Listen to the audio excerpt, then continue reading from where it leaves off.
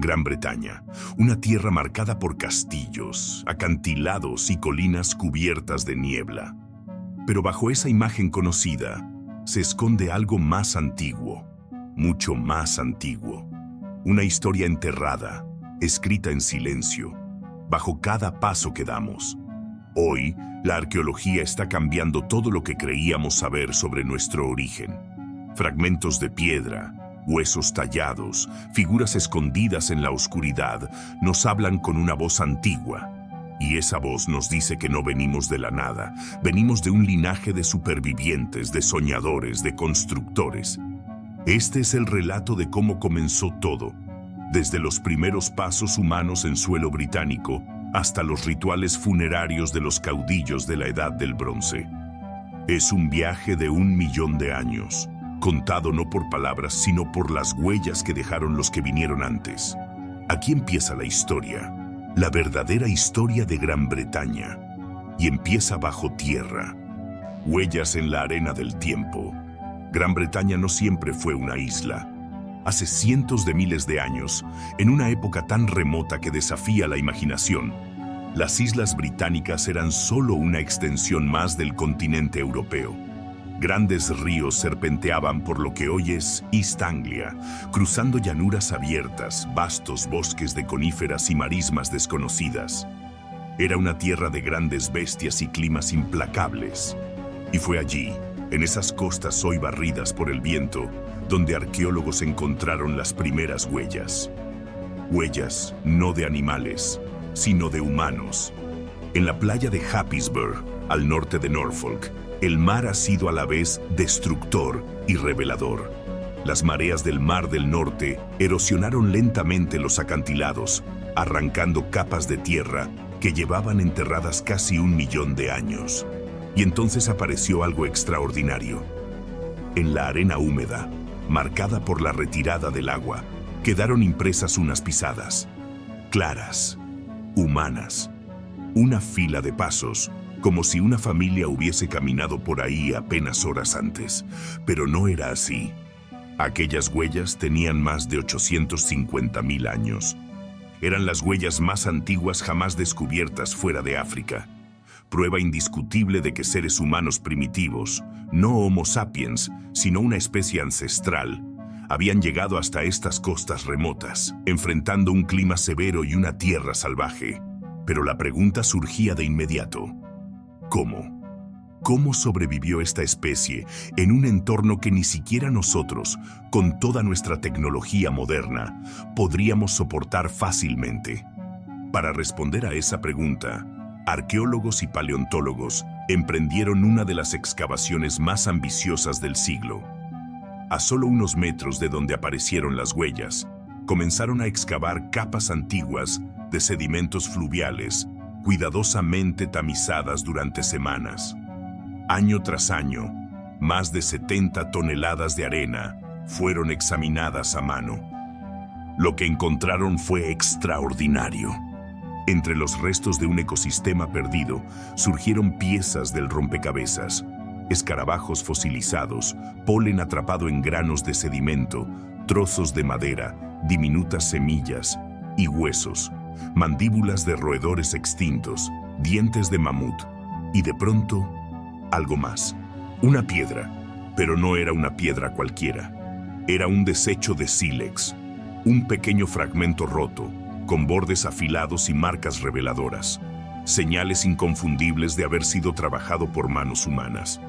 Ese pequeño trozo de roca, tan insignificante como una astilla, tan olvidable como un guijarro, lo cambió todo. Era la prueba de que los primeros humanos no solo pasaron por aquí, sino que vivieron en esta tierra, la exploraron, cazaron en ella y dejaron rastros de su existencia. Durante la siguiente campaña, los hallazgos se multiplicaron. Más de 70 fragmentos de sílex con señales claras de manufactura fueron recuperados, entre ellos una herramienta completa. Los arqueólogos la llamaron el cuchillo de mantequilla, por su filo elegante y su forma perfectamente adaptada a cortar carne. Tallada hace cientos de miles de años, aún conservaba su filo. No se han encontrado restos humanos en Happisburgh, No sabemos quiénes eran exactamente esos primeros habitantes, pero las pistas reunidas hablan de una especie que precede incluso a los neandertales. Un grupo humano que pudo haber pertenecido a Homo antecesor o algún otro ancestro común, aún no identificado con certeza. Seres que se enfrentaron al viento cortante del norte, a inviernos largos y oscuridad perpetua, y sobrevivieron. Los restos animales reforzaban esa imagen. Junto a los sílex apareció un diente de mamut, pero no de cualquier mamut. Era de una de las formas más primitivas conocidas, con placas masticatorias muy espaciadas, gruesas como las de sus antepasados africanos. Esta criatura se extinguió hace más de 700.000 años. Su presencia en los sedimentos ofrecía una datación precisa del contexto en el que vivieron estos primeros humanos. Y entonces apareció algo aún más desconcertante: coprolitos, excremento fosilizado de hiena. Las hienas no eran simples carroñeras, eran depredadores formidables, capaces de cazar en manada.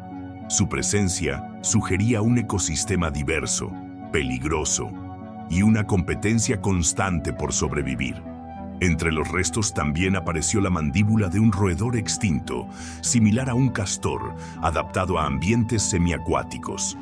Y junto a él, un viejo cono de pino. Al analizar su estructura, los botánicos pudieron identificar la especie exacta del árbol que lo había producido. Ese simple cono permitía imaginar el paisaje con precisión. Un bosque de coníferas cerrado, húmedo, donde los sonidos de las bestias se entremezclaban con el crujido del hielo estacional. Para los investigadores, estas piezas eran más que datos. Eran fragmentos de una historia no contada. El análisis de isótopos y la datación por múltiples métodos permitieron establecer una antigüedad de entre 800.000 y 1.000.000 de años. Happisburgh se convirtió así en el sitio más antiguo con pruebas de ocupación humana en todo el norte de Europa. Un lugar que obligó a los científicos a repensar por completo lo que creían saber sobre los orígenes del poblamiento humano en climas fríos. ¿Tenían fuego? ¿Ropa? ¿Refugios? Las respuestas aún escapan, pero los indicios apuntan a una capacidad adaptativa mucho mayor de la que antes se les atribuía. Chris Stringer, del Museo de Historia Natural, lo expresó sin rodeos. Quizás los hemos subestimado. Quizás eran mucho más parecidos a nosotros de lo que pensábamos. Happisburgh no solo reescribió la cronología de la presencia humana en Gran Bretaña, también desafió nuestra percepción de esos primeros pueblos. Ya no eran figuras primitivas perdidas en el tiempo, sino pioneros, colonos de una tierra incierta, humanos con ingenio, con herramientas, con un plan. Y sin embargo, ellos no fueron nuestros antepasados directos. Con el tiempo, el clima cambió. Las edades de hielo avanzaron, y esta primera humanidad fue barrida por el frío brutal. Desaparecieron sin dejar más que unas pocas piedras, unos huesos y unas huellas en la arena. Pero esas huellas, impresas hace cientos de miles de años en una playa que hoy mira al Mar del Norte, siguen allí. Testimonio de un momento fugaz en el tiempo. De un grupo de seres humanos que caminó juntos, quizás una familia, quizás una pequeña tribu, hacia un futuro que no vivirían, pero que marcaron con cada paso el invierno eterno. Durante mucho tiempo, la idea de que los primeros humanos vivieran en el norte de Europa fue vista como improbable, casi absurda. Se asumía que, si alguna vez llegaron tan al norte, fue por accidente. Que sobrevivieron solo brevemente, antes de ser obligados a marcharse por la brutalidad del clima. Y sin embargo, los hallazgos en Happisburgh cambiaron por completo esa percepción. Porque lo que revelaron los sedimentos no fue una visita esporádica, fue un capítulo completo de presencia humana. Y lo más inquietante era el contexto.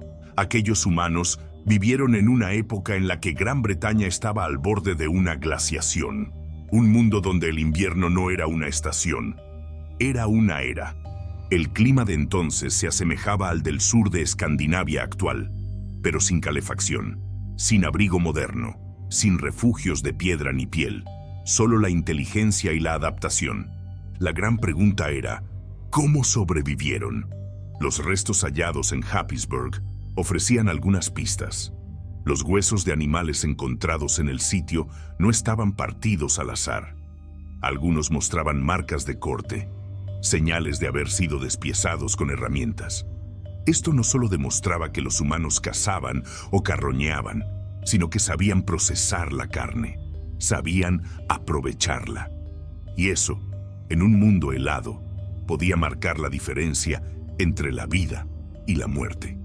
Pero aún faltaba una prueba crucial: el fuego. Hasta ahora no se ha hallado evidencia directa de hogares ni carbón vegetal en el sitio. Ningún anillo de piedra, ninguna ceniza.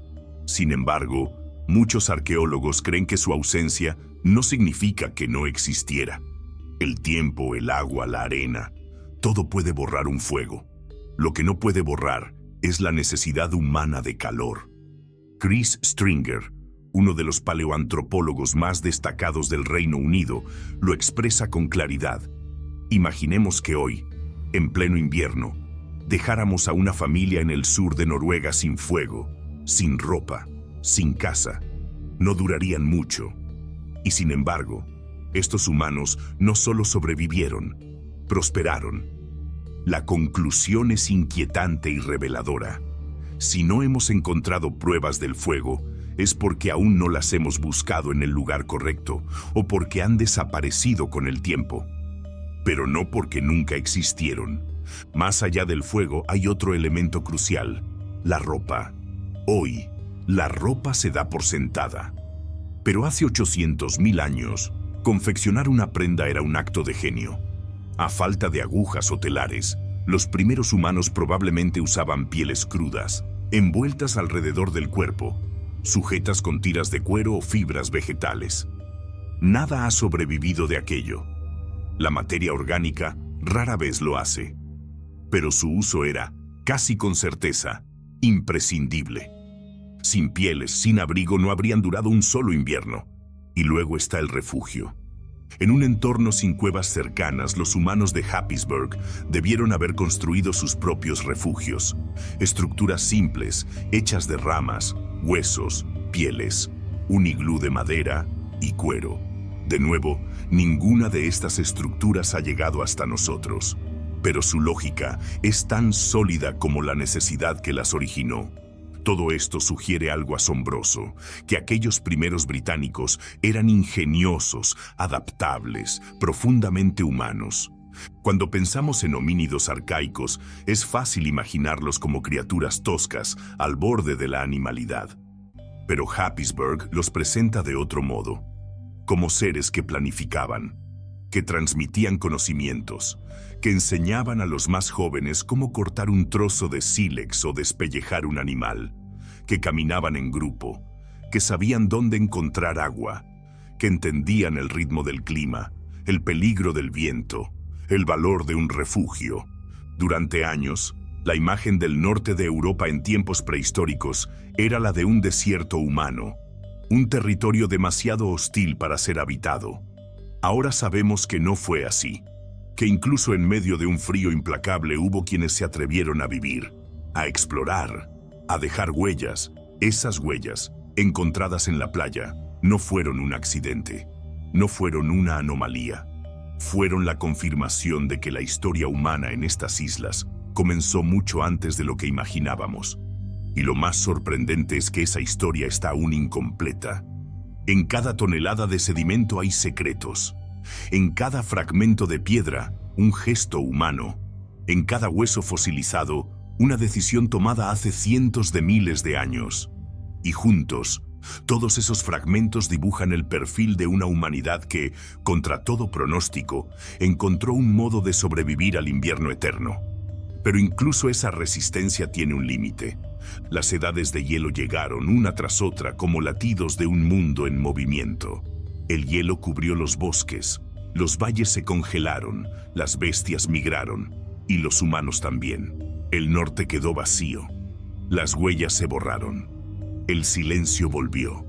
Durante cientos de miles de años, Gran Bretaña fue un territorio sin habitantes, un páramo dominado por el clima. Pero la historia no terminó allí, porque mucho tiempo después, cuando los hielos retrocedieron y los valles se abrieron de nuevo, otros seres humanos llegaron, más parecidos a nosotros, más modernos, con nuevas herramientas, nuevas creencias y nuevas formas de dejar su marca. La primera ocupación había terminado, pero una segunda estaba a punto de comenzar, y con ella nacería una nueva etapa en la historia de esta isla, una etapa de arte, de pensamiento simbólico, de conexión emocional. Un nuevo comienzo. La segunda llegada. Durante cientos de miles de años, Gran Bretaña fue un lugar inhóspito. El frío avanzó como una marea silenciosa, expulsando a los humanos primitivos que una vez habían logrado asentarse. Las grandes bestias desaparecieron, los valles se congelaron y los bosques quedaron sumidos en un invierno sin fin. El tiempo pasó, implacable, y la isla, aún conectada al continente por puentes de tierra, cayó en el olvido del registro humano.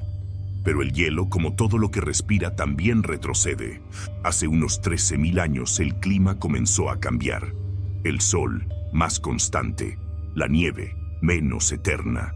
Los glaciares se retiraron y con ellos una nueva oportunidad surgió para la vida.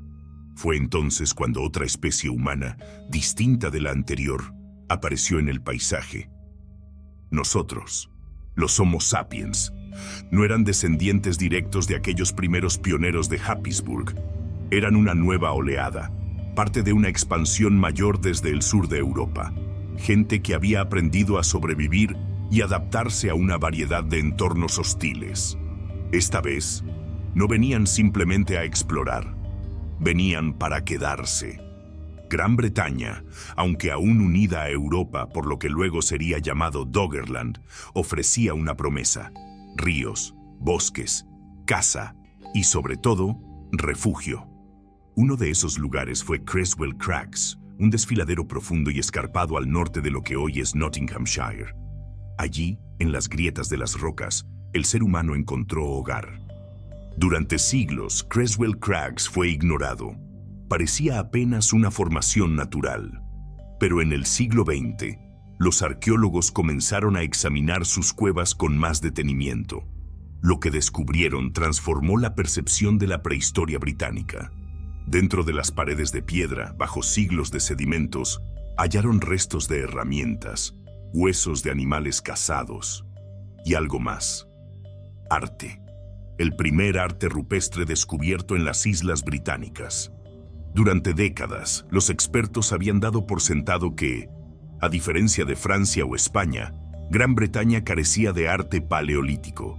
Las cuevas de Lascaux y Altamira eran famosos santuarios de la expresión simbólica humana, con bisontes, caballos y ciervos pintados en color o grabados con maestría. Pero en esta isla azotada por el clima, ¿quién tendría tiempo para el arte? Se pensaba que los habitantes apenas sobrevivían, aferrados a una existencia brutal y mínima. Esa suposición se rompió en el año 2003. Fue entonces cuando un equipo de arqueólogos examinó más detenidamente las paredes de la cueva de Church Hall, una de las más profundas del desfiladero. Lo que al principio parecían simples arañazos, resultaron ser algo muy diferente. Una figura, luego otra y otra más. El contorno de un ciervo emergía lentamente entre líneas apenas visibles. Una oreja, un cuello largo, las patas marcadas con precisión, grabado en la roca con un instrumento afilado, quizás una herramienta de sílex por manos que vivieron hace más de 13.000 años. Ese descubrimiento lo cambió todo. Gran Bretaña también había sido un hogar para la imaginación, un lugar donde no solo se cazaba y se comía, sino donde se soñaba, se recordaba, se representaba, donde alguien, en medio de una noche gélida, iluminado apenas por una llama parpadeante, se tomó el tiempo de grabar la figura de un animal en la piedra. ¿Un símbolo? ¿Un rito? ¿Una enseñanza? Nunca lo sabremos con certeza. Lo que sí sabemos es que ese acto era profundamente humano. La datación por series de uranio confirmó que el arte tenía más de 13.000 años, lo suficientemente antiguo como para situarlo en el mismo rango temporal que las grandes obras de la Europa continental. Una prueba definitiva de que los primeros británicos modernos compartían el mismo impulso simbólico, la misma necesidad de expresión que sus contemporáneos en otras partes del mundo. Pero aún más revelador era el contexto. Los huesos hallados en Creswell Cracks muestran que estas personas comían ciervo, buey almizclero y caballo salvaje. Utilizaban herramientas de piedra avanzadas, construían refugios dentro de las cuevas y probablemente se organizaban en pequeñas comunidades. Vivían literalmente entre las paredes de la historia. No eran bárbaros, eran artistas, sobrevivientes, narradores. El arte rupestre no era una frivolidad, era una forma de pensamiento, un sistema de representación del mundo, quizás religioso, quizás práctico, quizás emocional, una forma de decir, esto somos, esto cazamos, esto recordamos. Aún hoy, ver esas figuras en la piedra produce un estremecimiento, porque en ellas no solo vemos a un ciervo, vemos una conexión, un puente entre nosotros y aquellos primeros pueblos. La arqueología, tantas veces centrada en herramientas y huesos, en pesos y medidas, encuentra en el arte rupestre algo más delicado: la emoción, la estética, la intención. Y esa intención nos acerca. En las cuevas de Creswell, las figuras no están hechas para ser vistas a plena luz. Algunas están ocultas en recovecos. Otras requieren una cierta perspectiva, un ángulo específico de luz. Esto sugiere que el arte no era solo decorativo, tenía significado, un propósito que hoy se nos escapa, pero que fue real para quienes lo crearon. Algunos investigadores creen que las cuevas eran lugares sagrados. Otros piensan que eran espacios de enseñanza. Hay incluso quienes proponen que los grabados se realizaban durante ceremonias, entre llamas, cantos y sombras danzantes. Lo que todos coinciden en afirmar es esto: quien grabó esas imágenes no lo hizo por accidente, lo hizo con un propósito. Ese propósito, cualquiera que fuera, nos alcanza miles de años después. La segunda llegada humana a Gran Bretaña no fue solo una recolonización del territorio, fue el despertar de una nueva sensibilidad, un nuevo lenguaje, uno que no dependía de palabras, sino de formas. Un lenguaje de piedra. Y así, mientras los hielos retrocedían y la tierra comenzaba a florecer, nuestros ancestros modernos dieron el primer paso hacia la cultura. Lo hicieron con una línea, con una curva, con la imagen de un animal grabada en silencio, dentro de una cueva. La prehistoria británica ya no era solo huesos y herramientas. Ahora también era artes, el lenguaje de la piedra. No tenían escritura, no dejaron libros, ni alfabetos, ni crónicas grabadas en tablillas de arcilla, pero dejaron algo más profundo, más universal, algo que, miles de años después, aún puede leerse sin necesidad de palabras. Arte. Los grabados de Creswell Cracks no son simplemente dibujos antiguos, son una ventana hacia la mente de nuestros ancestros, un lenguaje sin letras, un mensaje dejado en piedra que desafía el tiempo y conecta épocas separadas por más de 13.000 años. Pero entender ese mensaje no es tarea fácil. Cuando los arqueólogos descubrieron las primeras figuras en las cuevas de Church Hall, no fue evidente de inmediato lo que estaban viendo. Las líneas eran tenues, muchas ocultas bajo capas de calcita. A simple vista parecían marcas naturales, rasguños hechos por el agua, por la roca o por animales. Pero al mirarlas con atención, desde el ángulo correcto y bajo la luz adecuada, las formas comenzaron a emerger. Un cuello alargado, una oreja, la silueta de un ciervo, tan claro como si aún corriera por los bosques del Pleistoceno. Cada línea había sido cuidadosamente tallada. No eran garabatos, eran contornos precisos. Algunos expertos creen que estas figuras no fueron hechas de una sola vez, que tomaron tiempo. que exigieron paciencia, técnica y algo más, intención. El arte rupestre de Creswell es sutil, no tiene los colores vivos de Lascaux ni la grandiosidad de Altamira, pero tiene una belleza cruda, íntima y profundamente humana. ¿Quiénes lo hicieron? Eran Homo sapiens, como nosotros, físicamente idénticos, con cerebros igual de complejos, con manos hábiles y ojos capaces de imaginar. Llegaron a estas islas al final de la última glaciación. Vivieron en pequeños grupos, cazadores-recolectores que se desplazaban según las estaciones, siguiendo a los animales, buscando refugio y alimento.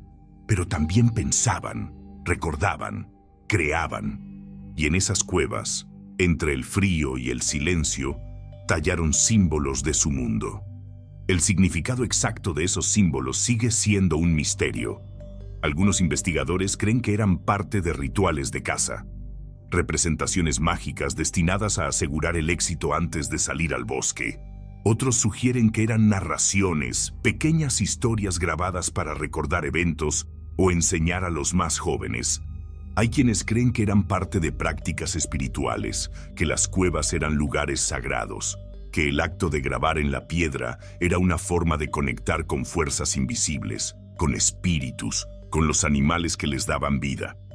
Pero tal vez eran todo eso, o nada de eso. Lo cierto es que los grabados no eran simples adornos, eran actos de comunicación, y como todo lenguaje, requerían de un público, de alguien que los viera, que los entendiera, que los sintiera. Eso nos habla de algo fundamental: comunidad. Estos humanos no vivían aislados, no eran bestias solitarias, eran parte de una red de relaciones. Compartían significados, valores, símbolos, transmitían ideas de una generación a otra, y en ese proceso dejaron rastros que hoy podemos seguir. El hecho de que estas expresiones hayan sobrevivido 13.000 años es, en sí, un milagro. El arte es lo más frágil de la cultura. Se desvanece con el tiempo, pero aquí, en Creswell Cracks, quedó protegido, sellado por el tiempo, esperando ser descubierto.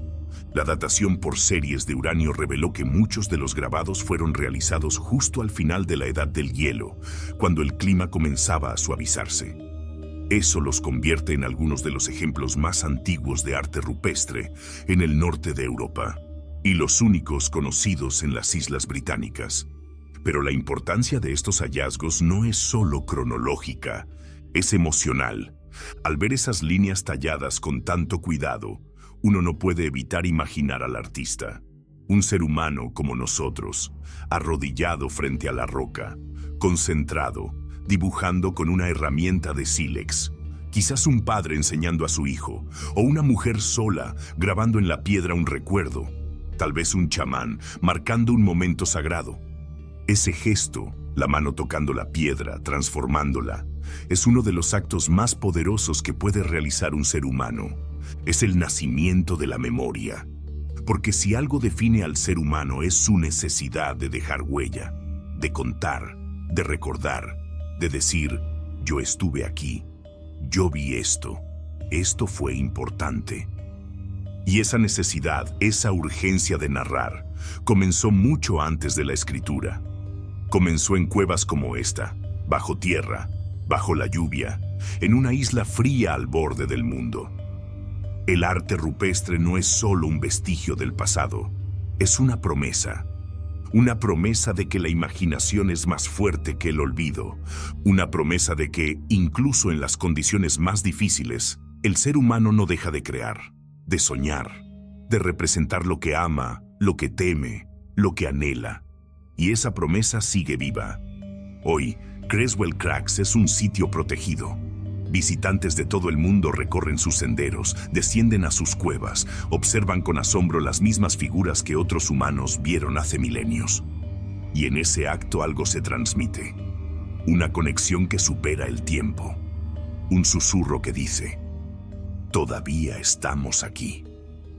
El lenguaje de la piedra no necesita traducción, porque no habla a la razón, habla al corazón. Y en su silencio grabado dice más de lo que cualquier palabra podría expresar. Semillas del mañana. Durante miles de años, los habitantes de Gran Bretaña vivieron como cazadores-recolectores. Seguían a las manadas, recogían frutos silvestres, acampaban donde el terreno y el clima se los permitían. Era una existencia móvil, incierta, profundamente conectada con el entorno. Pero poco a poco, algo cambió. Un cambio silencioso, gradual, que transformaría para siempre el modo en que los seres humanos habitaban la tierra. El ser humano comenzó a sembrar. El inicio de la agricultura marcó uno de los grandes giros de la historia, y aunque este cambio se dio primero en el creciente fértil de Oriente Medio, con el tiempo alcanzó los rincones más remotos del continente.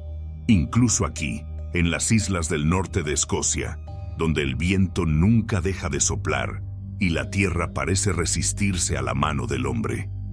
En la pequeña isla de Westray, en el archipiélago de Orkney, arqueólogos excavaron uno de los yacimientos más asombrosos del Neolítico británico, The Links of Noltland.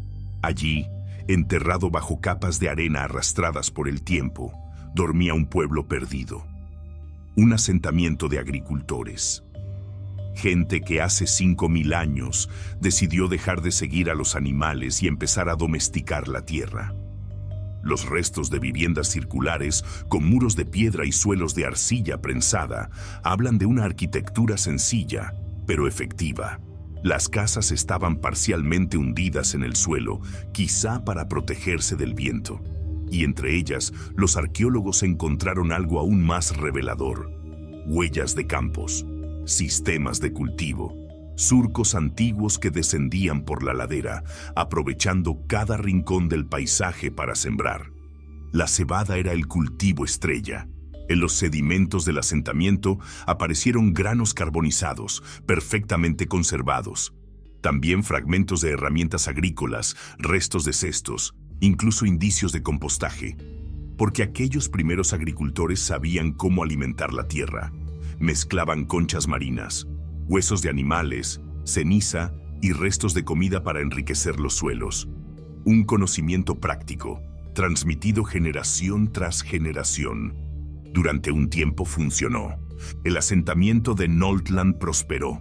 Durante unas 50 generaciones, la gente vivió allí, cultivando, criando animales, construyendo, enterrando a sus muertos. Pero no todo fue estabilidad.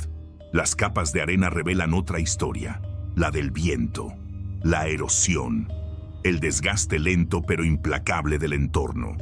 Los suelos arenosos eran fáciles de trabajar, pero también vulnerables. Las tormentas costeras arrastraban la tierra fértil, sepultaban los campos, invadían los hogares. La lucha por la subsistencia se hizo cada vez más dura. A medida que la arena avanzaba, los cultivos cedían y la vida se volvía frágil. Entonces, algo inusual ocurrió. Entre los restos de una gran estructura, los arqueólogos encontraron una línea de cráneos de vaca.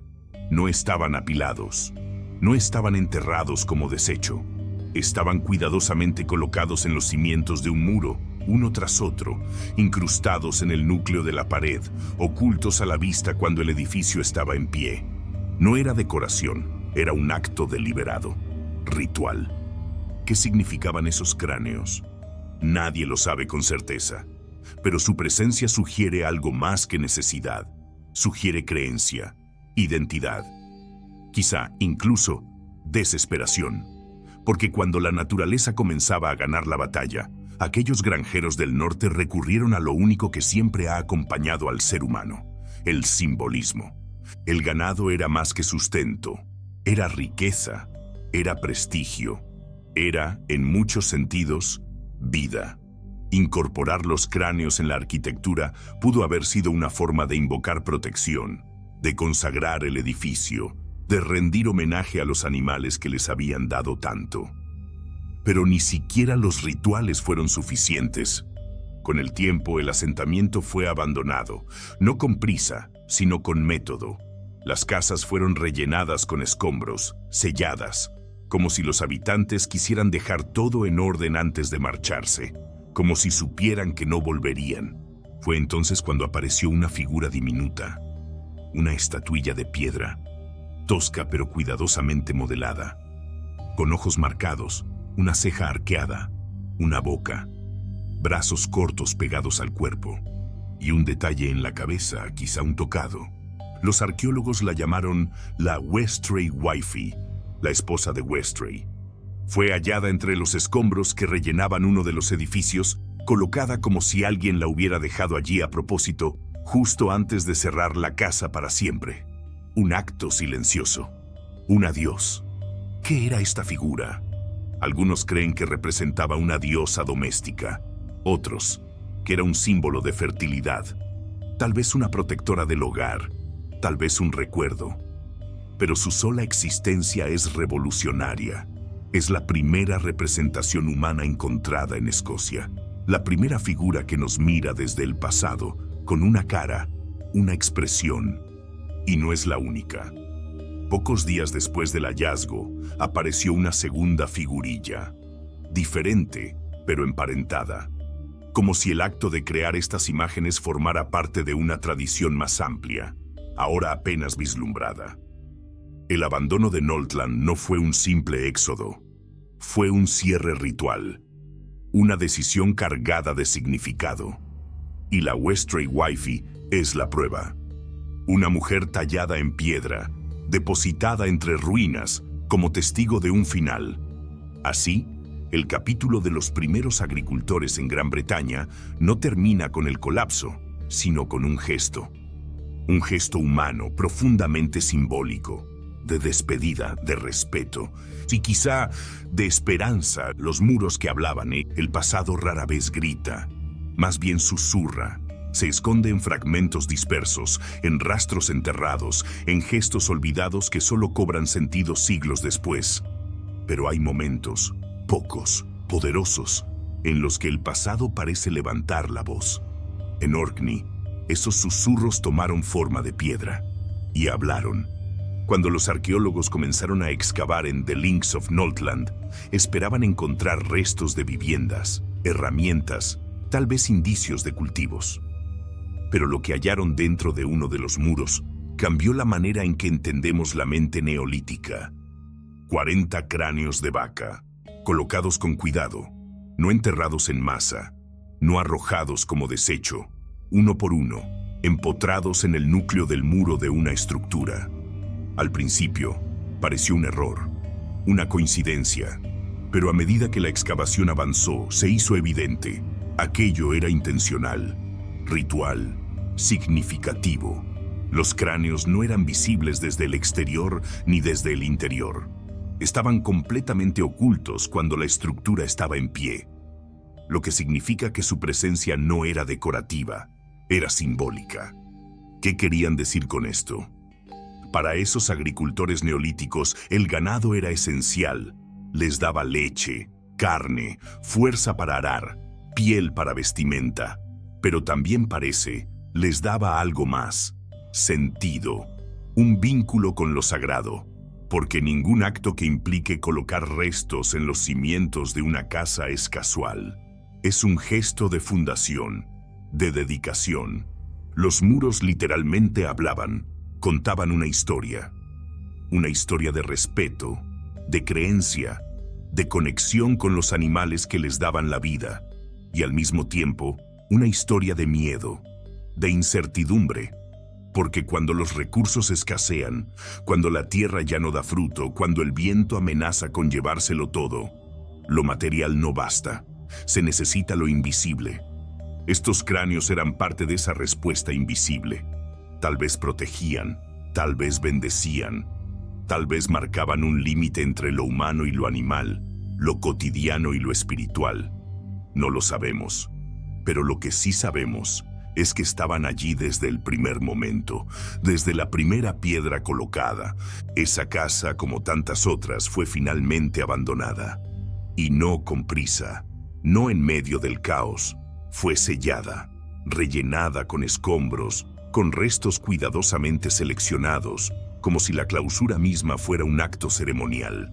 Y entre esos restos estaba ella, la Westray Wifey, la pequeña estatuilla de rostro tallado y cuerpo esquemático, colocada en el umbral del olvido, no escondida, no enterrada, presentada, como una despedida, como una señal.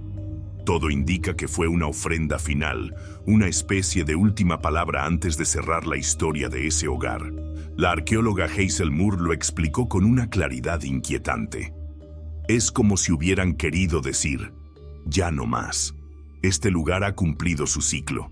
Esta es nuestra manera de cerrarlo. Y esa forma fue dejar una figura humana, un símbolo.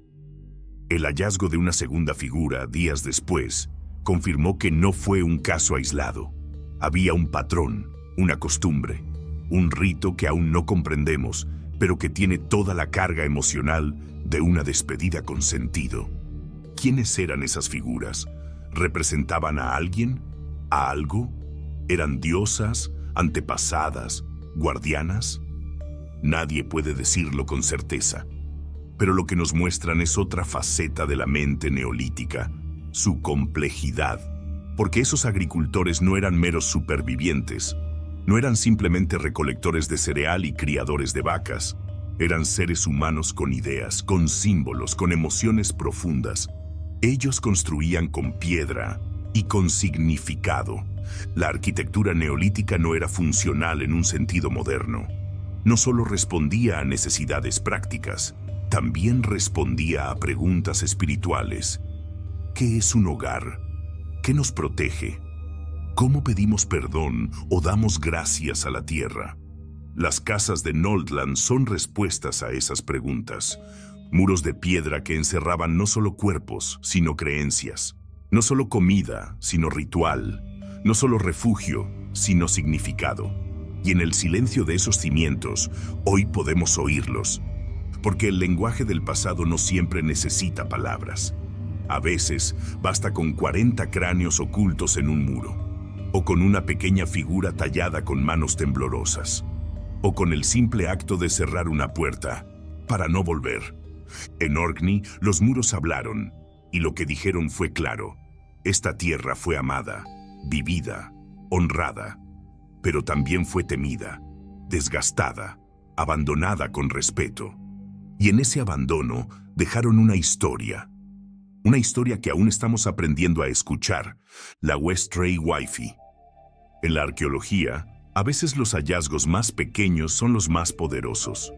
Una figurilla diminuta, apenas unos centímetros de piedra tallada. Sin embargo, lo que encierra en su forma simple es una revolución silenciosa. Una revelación. Un rostro que, desde hace 5000 años, nos observa desde las sombras de la historia.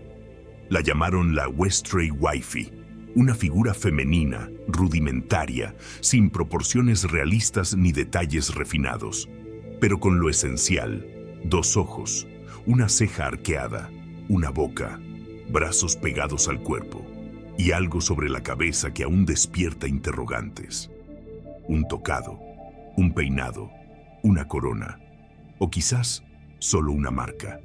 Es difícil saberlo, pero hay algo en su presencia que detiene el tiempo. Fue encontrada en The Links of Nordland, el mismo asentamiento donde aparecieron los muros con cráneos de vaca. No en medio del polvo ni entre basura. Fue hallada con delicadeza, como si alguien, hace 5000 años, la hubiera dejado allí a propósito. Una ofrenda final. Una despedida silenciosa antes de cerrar para siempre la puerta de una casa. La escena es casi teatral. Una aldea abandonada. Muros sellados. El viento del norte soplando sobre la arena. Y en medio de ese acto de clausura, alguien extiende la mano, coloca la figurilla sobre la tierra apisonada y se va. ¿Qué representaba? ¿A quién? La respuesta escapa a las palabras, pero la intuición es clara. No se trataba de un simple juguete, ni de una herramienta. Era símbolo, y los símbolos no nacen por accidente. Son creados para sostener ideas, creencias, vínculos invisibles. Para algunos arqueólogos, la Westray Wifey es la primera representación humana hallada en Escocia. Una imagen de una figura femenina que podría ser una diosa doméstica, una madre ancestral o un espíritu del hogar. En cualquier caso, una figura sagrada. Lo más desconcertante es que, antes de su hallazgo, se creía que no existían figurillas humanas en la prehistoria escocesa. Era un vacío arqueológico.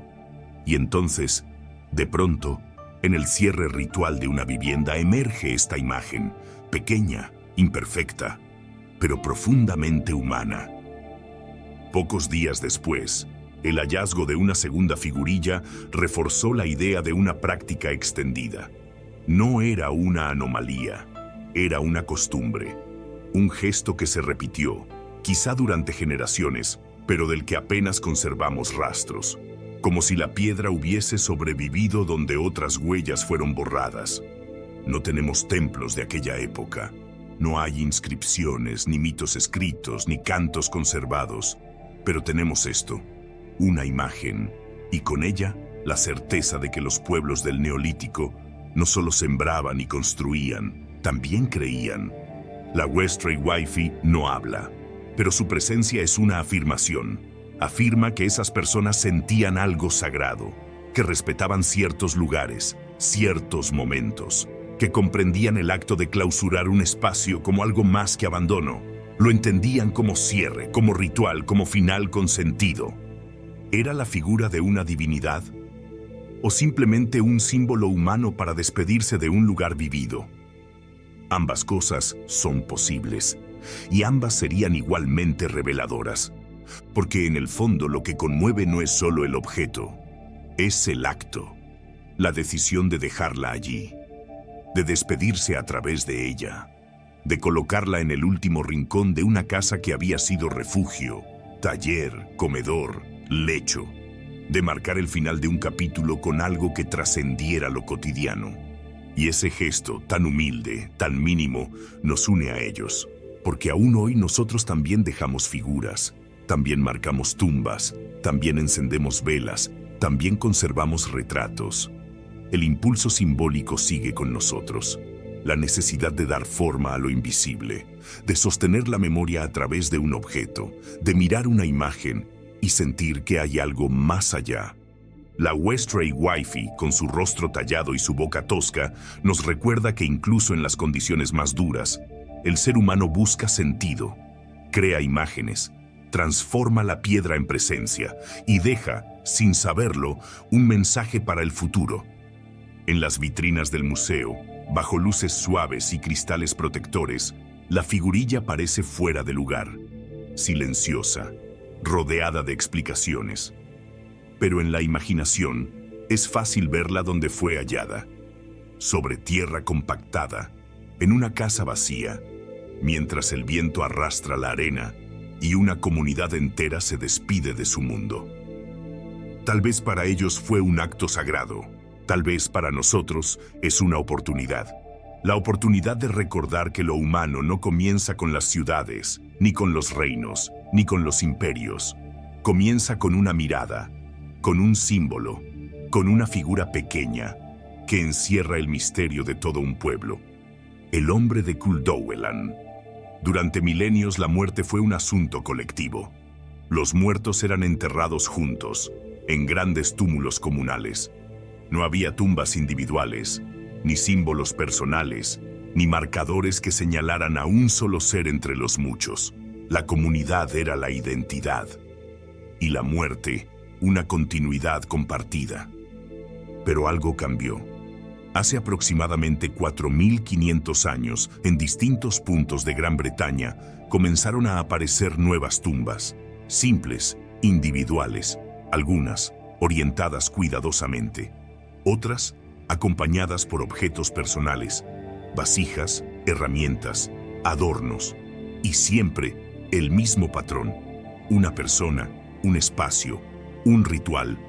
Fue el inicio de una nueva forma de concebir la muerte y la vida. Uno de los testimonios más reveladores de ese cambio es el entierro conocido como el Hombre de Culdowellan, descubierto en 1975, una tumba individual, ubicada en lo que hoy es Escocia, que contenía un esqueleto sorprendentemente bien conservado, junto a un objeto peculiar, un vaso campaniforme. Esa vasija de arcilla fina decorada con líneas geométricas es mucho más que cerámica. Es el emblema de una cultura que transformó Europa, la cultura campaniforme. Su nombre proviene de la forma de sus vasos, que recuerdan a una campana invertida, pero su importancia va más allá de la estética. Donde aparecen estos vasos, aparecen también cambios sociales, tecnológicos y simbólicos. En apenas unas generaciones, la cultura campaniforme se extendió desde la península ibérica hasta las islas británicas, desde Sicilia hasta el norte de Alemania. Su expansión fue tan rápida y amplia que durante más de un siglo los arqueólogos debatieron una pregunta central: ¿viajaron las ideas o viajaron las personas? Para responder a esa pregunta, fue necesario recurrir a la ciencia. Un equipo multidisciplinario, liderado por arqueólogas como Janet Montgomery y Jane Evans, se propuso analizar los esqueletos asociados a enterramientos campaniformes. Su herramienta: los isótopos, elementos químicos que, al ser analizados en el esmalte dental, revelan dónde creció una persona, qué agua bebió, qué tipo de rocas había en su entorno. Porque los dientes no solo mastican, también almacenan memoria geológica. Durante 5 años, el equipo analizó más de 250 esqueletos procedentes de toda Gran Bretaña. Uno de ellos fue el hombre de Cúl Dowhellan. Sus dientes estaban deteriorados, casi sin esmalte, pero aún así se logró extraer una muestra. Y lo que reveló fue inesperado. Los resultados indicaron que este hombre no creció en Escocia. Su firma isotópica correspondía a una región muy diferente, los basaltos de Antrim, en Irlanda del Norte, lo que significaba que, hace 4000 años, este individuo cruzó el mar. Viajó más de 300 millas desde su lugar de origen hasta el sitio donde fue enterrado. ¿Era un comerciante? ¿Un líder? ¿Un extranjero adoptado por la comunidad local? Nunca lo sabremos con certeza. Pero lo que sí sabemos es que no estaba solo. De todos los esqueletos analizados en el estudio, alrededor del 40% no eran locales. Y en regiones como los Yorkshire Wolds, esa cifra superaba el 50%. Personas que nacieron lejos del lugar donde fueron enterradas. Personas que, en plena edad del bronce, cruzaron territorios, mares, culturas. Esto cambia por completo nuestra visión del pasado. Durante mucho tiempo, se asumió que las comunidades prehistóricas eran sedentarias, ligadas al paisaje, al valle, a la aldea. Pero la evidencia isotópica sugiere lo contrario. Nos habla de un mundo móvil, de redes de contacto, de circulación de ideas, de objetos y de personas. El hombre de Cúl Dowhellan es la encarnación de esa movilidad. Un joven nacido entre basaltos irlandeses, muerto y enterrado con una vasija extranjera en tierras escocesas. Su vida fue una síntesis de 2 mundos, y su tumba, una cápsula de conexiones. La vasija que lo acompañaba, el vaso campaniforme, no era un simple contenedor, era un símbolo de estatus, de pertenencia, de identidad cultural, tal vez incluso de creencia. Cada uno de estos vasos era único, decorado a mano, cuidadosamente colocado junto al difunto. En algunos casos se hallan también puñales, brazaletes, botones, objetos que cuentan una historia silenciosa sobre el papel de ese individuo en su comunidad. Pero más allá de lo material hay algo aún más poderoso. Estas tumbas individuales señalan un cambio en la mentalidad. La persona emerge como sujeto, como figura diferenciada. Ya no solo miembro de un grupo, sino individuo con nombre, con historia, con memoria propia. Es el inicio de un nuevo concepto de identidad y al mismo tiempo de una nueva manera de recordar. Cada tumba campaniforme es un acto de memoria individualizada, una vida, una muerte, una historia contada con símbolos. En el caso del hombre de Cúl Dowhellan, esa historia incluye un viaje, un cruce de mar, un tránsito entre culturas, y gracias a la ciencia, hoy podemos seguir sus pasos, no por los caminos que recorrió, sino por los minerales que guardaron sus dientes Y eso nos conecta, de nuevo, con una verdad profunda. El cuerpo es archivo. La materia recuerda. Hoy, los restos del hombre de Culduelan reposan bajo resguardo, no lejos de donde fue hallado. Su vasija ha sido catalogada, fotografiada, estudiada, pero su legado va más allá del museo. Es una pieza de un rompecabezas más grande. El rompecabezas de cómo se movían los pueblos antiguos, cómo se encontraban, cómo se reconocían. La cultura campaniforme no fue una invasión, fue un tejido, una red de relaciones tejida a lo largo de todo el continente. Una mezcla de intercambio, migración y transformación cultural. Y en su centro no hay imperios, no hay reyes, solo personas, personas como él. Un joven venido del oeste que cruzó el mar, que vivió, murió y fue recordado con una vasija de barro. Un objeto frágil que, miles de años después, nos sigue hablando. Oro bajo las olas. El mar es una tumba silenciosa. Y a veces, también es un cofre. Bajo las aguas del sur de Devon, frente a las costas de Salcombe, se esconde uno de los hallazgos más impresionantes de la Edad del Bronce en Gran Bretaña. Un naufragio antiguo, un cargamento perdido y un grupo de buzos que, sin ser arqueólogos profesionales, decidieron mirar debajo de las olas y encontraron historia. Todo comenzó con un destello de metal entre las piedras del lecho marino. Un objeto extraño, corroído por siglos de sal, pero inconfundible en su forma. Una hoja de espada. Luego, otra. Luego brazaletes, fragmentos de joyería, lingotes. En pocos meses, el mar comenzó a devolver un tesoro. Más de 300 objetos fueron recuperados, muchos de ellos únicos. Pero lo más asombroso no fue su número, sino su significado. Durante años, los arqueólogos habían sospechado que Gran Bretaña, especialmente su región suroeste, jugó un papel central en el comercio de estaño durante la Edad del Bronce. Era una intuición basada en la geología. Cornualles tiene algunos de los depósitos de estaño más antiguos del mundo. Y en la lógica, sin estaño no hay bronce. Y sin bronce no hay Edad del Bronce. Pero faltaba la prueba. Y la prueba estaba bajo el mar. En el sitio de Salcombe se hallaron los primeros lingotes de estaño de la Edad del Bronce jamás encontrados en el norte de Europa. 10 piezas rectangulares, simples, sin adorno alguno. Para un ojo moderno, podrían parecer poco más que bloques grises, pero para un arqueólogo son oro puro. No por su valor monetario, sino por lo que representan. Evidencia directa del comercio de materias primas en el segundo milenio antes de nuestra era. Esos lingotes son el eslabón perdido entre la minería y el mercado, entre la extracción del mineral en la tierra y la creación de espadas, hachas, herramientas, adornos. Son la materia base de toda una civilización. Pero el hallazgo no se detuvo allí. Entre los restos aparecieron también objetos de oro, algunos de ellos tan elaborados que desafían la lógica técnica de su época. Brazaletes trenzados con 8 hebras distintas de hilo de oro, cuidadosamente entrelazadas hasta formar una sola pieza sólida. Joyas que no solo son bellas, sino también técnicamente asombrosas. Para Ben Roberts, curador del Museo Británico, estos objetos representan el pináculo de la orfebrería de la Edad del Bronce. Son obras maestras, creadas por artesanos que comprendían los metales no solo como materia, sino como arte. Y sin embargo, allí estaban, bajo el mar, perdidas. La pregunta era inevitable. ¿Cómo llegaron hasta allí? La respuesta más probable es también la más trágica.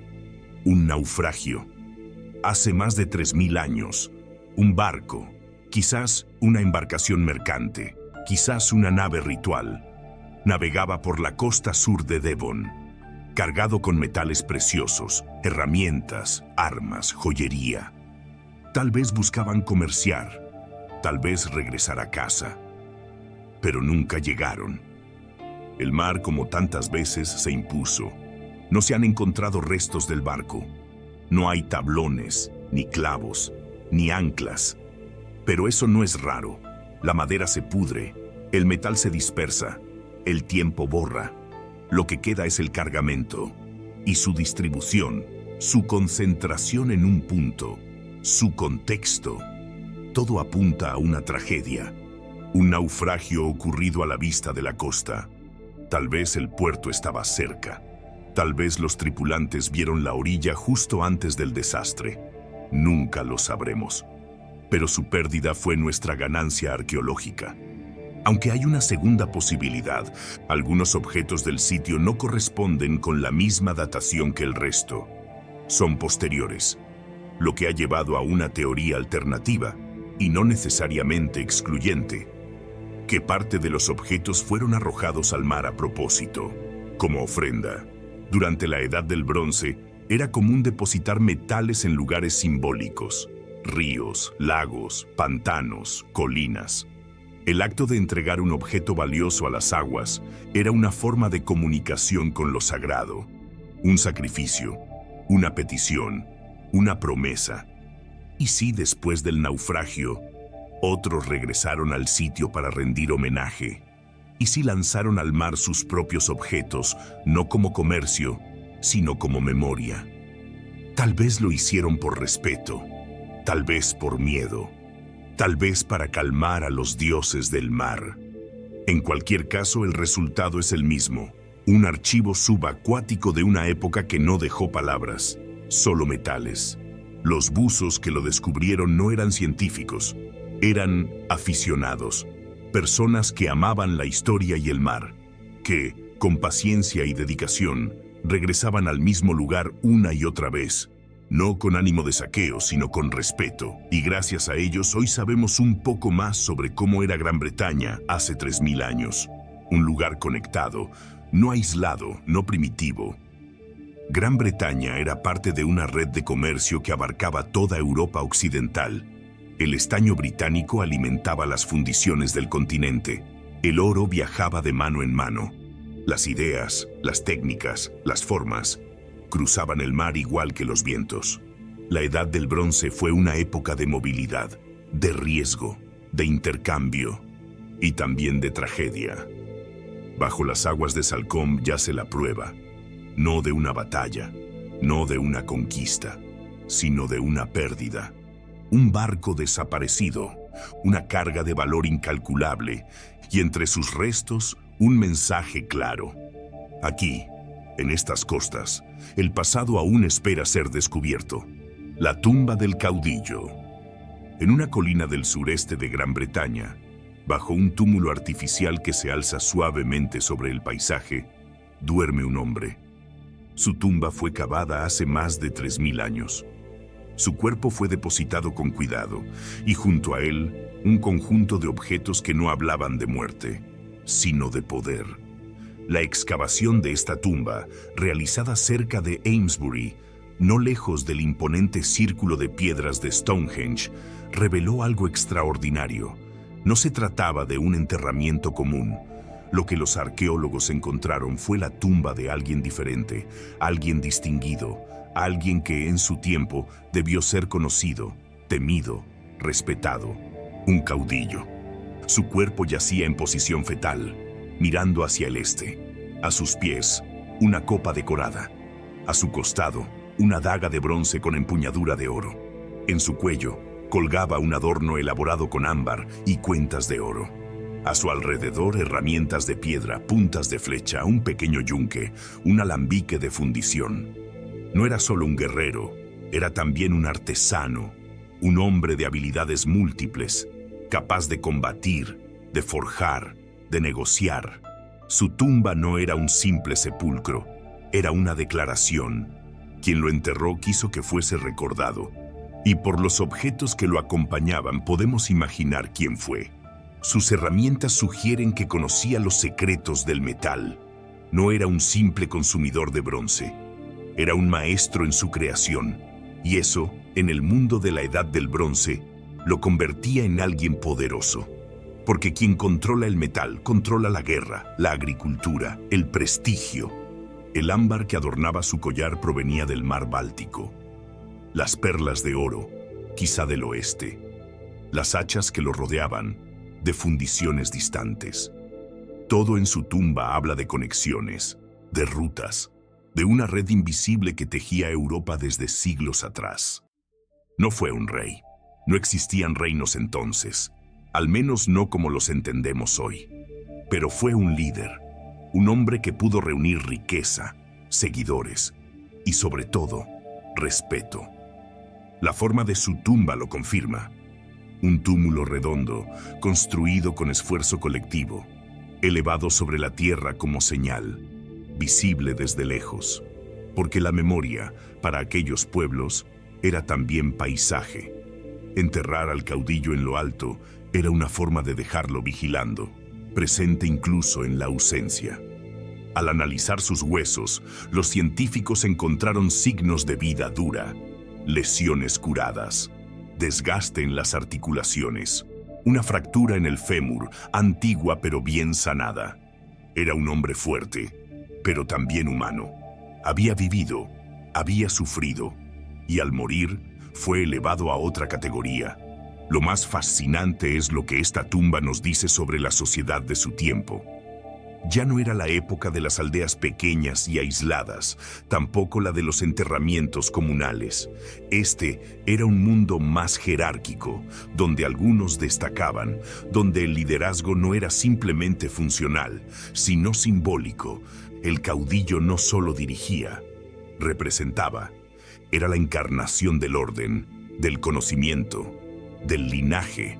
Su tumba era una cápsula de poder, una miniatura del mundo que ayudó a sostener, y sin embargo, lo enterraron solo, sin súbditos, sin sacrificios, sin acompañantes humanos, solo él y sus objetos.